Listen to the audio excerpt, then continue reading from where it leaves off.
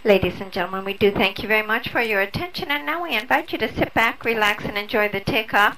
The captain has made tower communications available, so... Target locked. Engaging enemies. Matagal natin tong plano na gagawa tayo ng sulat para sa Senate President para malinawan po tayo sa mga ginagawa ni Senator Raffy Tulfo. Kagaya nung tama ba yung ginagawa ni Senator na habang siya ay elected senator ay nagtatrabaho siya sa isang radio station bilang broadcaster o host. Gusto rin nating malinawan, hindi ba pag-aabuso ng pagiging senador yung bilang host siya ay binubulyuan or inhumiliate niya yung ang in short ay nagagamit niya yung pagiging senador niya para sa programa. Hindi ka makapagsalita ng maayos diyan sa programa niya kasi senador siya. Kailangan mo sumagot talaga kasi senador siya. Gusto lang natin malinawan sa mga bagay na ganyan. Yung pagiging host ba niya ay hindi ba kapaki-pakinabang sa stasyon na kanyang tinatrabahuan. Gusto lang natin malinawan. Ang ayaw kasi natin dito na baka darating yung panahon na lahat na ng mga government officials ay gagawa ng ganitong programa in guise of public service. Hindi natin alam ang kanilang mga intention, bakit sila sa ganito. Uulitin natin, gusto na may mga tao na tutulong sa mga nangangailangan. Pero gusto lang natin malinawan kung tama ba itong ginagawa. Wala bang pag-aabuso dito sa parte ni Senator Raffy Tulfo. May nakikita tayong ganito rin na tumatawag sa mga government offices para sa mga ganyan, mga public service nila, pero parang nakikiusap sa mga government officials or government offices. Pero dito kasi sa programa ni Senator Raffy Tulfo, power play, yung mga panauhin na humiliate, pagka hindi sila magkaintindihan dito sa hindi niya marisolba dito sa programa niya, ay dinadala niya sa Senado. Gagawa tayo ng sulat.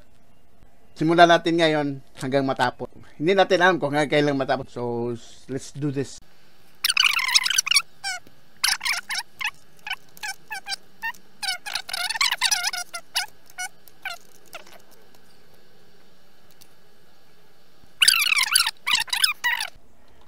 Ito ay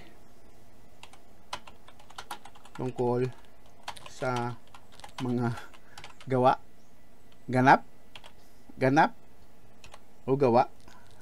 Tingnan natin ano maganda, no?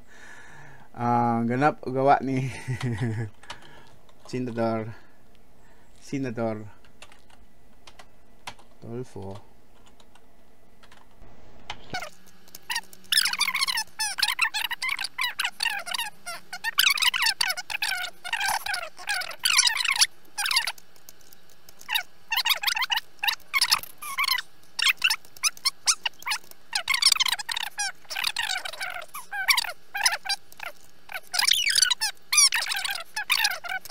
Hindi kasi niya mahihiwalay yung pagiging media practitioner niya sa pagiging senador niya.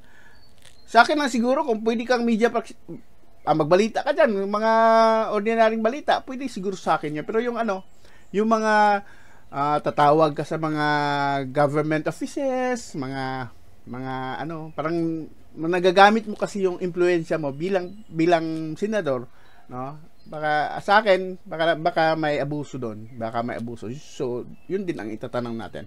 Enumerate niya natin yung mga bagay na yan. At tayo nagtatanong lang naman, di ba? Gusto lang nating malinawan sa mga bagay-bagay. So, sila na naman ang makakaalam.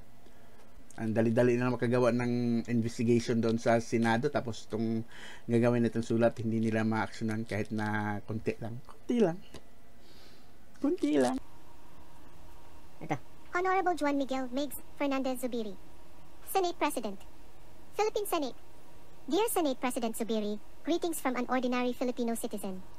Sumulat po ako para masagot ang aking pangkaraniwang tanong. Nais ko pong idulog sa iyong pansin ang tungkol sa mga ginagawa ni Senator Raffy Tulfo.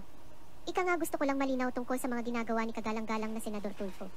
Ito ay tungkol sa mga ganap gawa ni Senador Tulfo sa Senado. Bilang isang halal na opisyal ng gobyerno, patuloy siyang nagtrabaho bilang media practitioner o mediaman at aktibo bilang tagapagganap sa programang Wanted sa Radyo at Raffy Tulfo in Action na pinapatakbo ng pribadong kumpanya.